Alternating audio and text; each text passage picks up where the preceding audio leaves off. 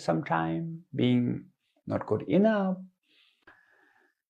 and a lot of judgment, guilt, all this comes together. So then if you ask, what is the real failure? The real failure is if you give up. But accept the reality. If you cannot cross that way, change. Try to look for different possibilities, different doors, different answers. And the most important thing is we have great strength within ourselves. We have capacity, skills, all of us. So I think this is a really help for my entire life.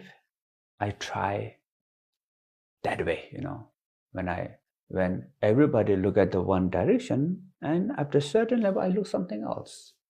And for me, always find a solution. But that solution resolves